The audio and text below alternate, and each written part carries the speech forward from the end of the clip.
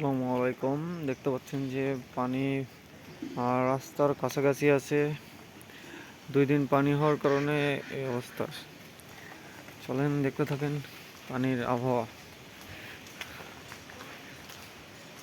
দেখতে পাচ্ছেন যে এগুলা এই গাছের গোড়ায় কিন্তু পানি ছিল না।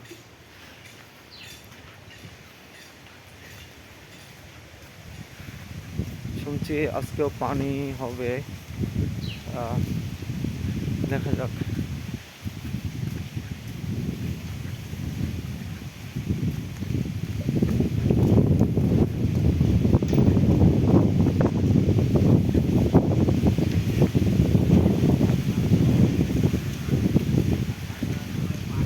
ক্যামেরাম্যান বেরিয়ে গেছে।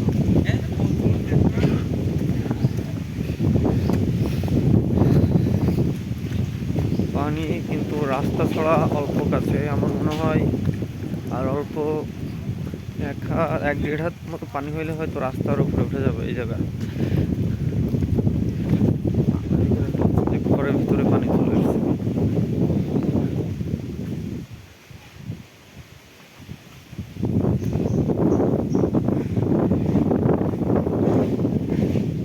আর এদিকে মাঠ, যে ধানের ক্ষেত, সব ধানের ক্ষেত ছিল, সব পড়ে গেছে। অনেক ধান ছিল এদিকে, ভালো করে দেখা এদিকে।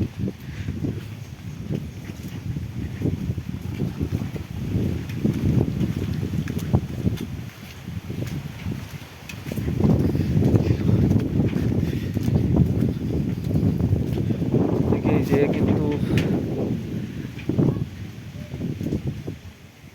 ধানের ক্ষেতেই মাছ ধরছে, জাল পাচ্ছে ধানের ক্ষেত। এগুলো সব ছিল ধানের ক্ষেত।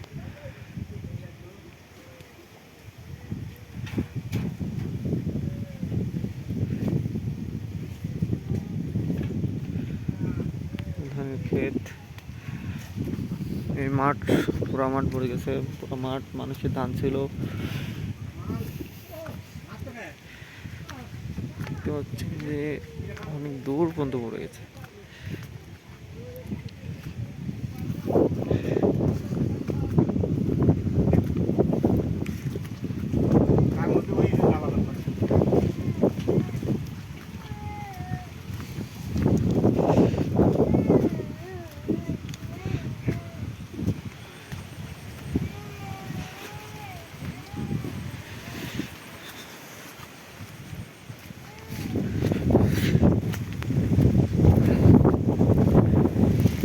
এটা হচ্ছে যশোর জেলার ভিতরে একটা গ্রামের ভিডিও, বা একটা গ্রামের ভিতরে পানি। এটা এটা কিন্তু বাঙর ছিল। যে ভিডিওটা এখন দেখছেন এটা বাঙর ছিল, আর এটা ছিল মাঠ। এটা ছিল মাঠ। এটা হচ্ছে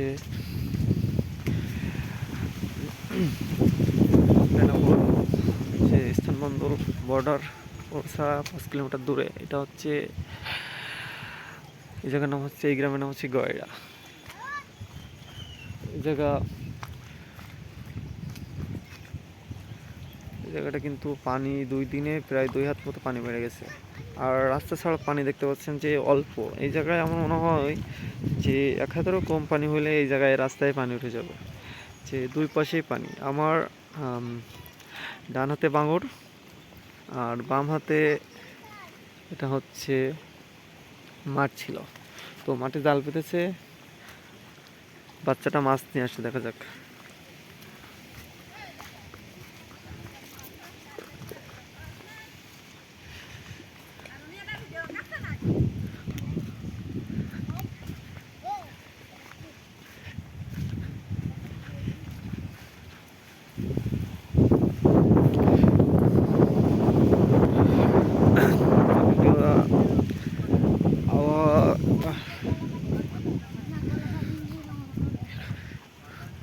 মাছ দেখি।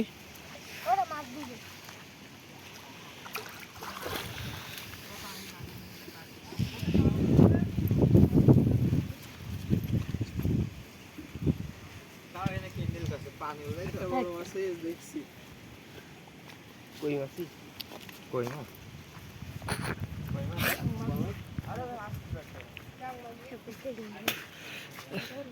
ও তো বাচ্চা মানুষ জাল পেতেছে, দুইটা মাছ পেয়েছে, দুইটা ওটা হচ্ছে চ্যাং মাছ ছিল, এখানে চ্যাং মাছ বলে। এদিকে যে দেখতে পাচ্ছেন এদিকে রাস্তায় পানি উঠে গেছে। এর মধ্যে শুনতে পেয়েছি যে আবার আজকেও পানি হতে পারে।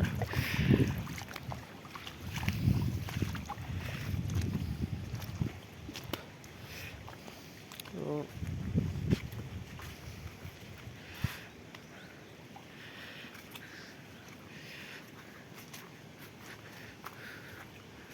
চারিদিকে পানি আর পানি, যেদিকেই তাকাই সেদিকেই পানি। জানি না কালকে পানি হবে কিনা।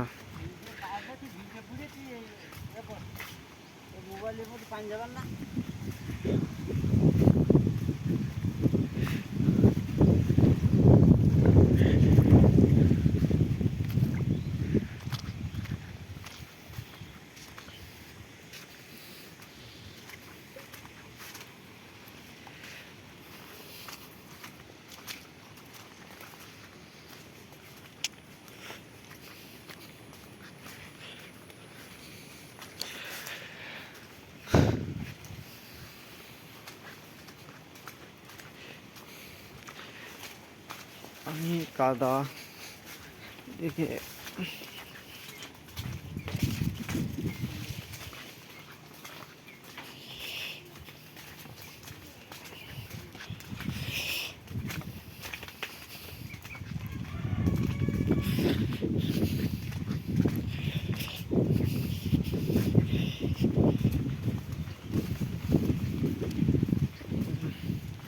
দেখতে পাচ্ছেন যে এটা এই অবস্থা এখন। চারিদিকে পানি, চারিদিকে পানি, চারিদিকে পানি। এই যে মূলত বাঙাল থেকে পুরাপুরি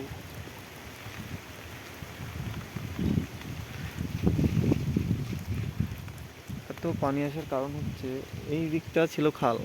এই যে এই যে ভিডিওটা দেখছেন যে শুধু এই দিকটা ছিল খাল। এই খাল দিয়ে পানি, সারা মাঠের পানি খাল দিয়েছে, আমাদের এইখানটা বুড়ে গেছে। যে মানুষের ধানের ক্ষেত পানিতে ভেসে গেছে, মাছের ঘের।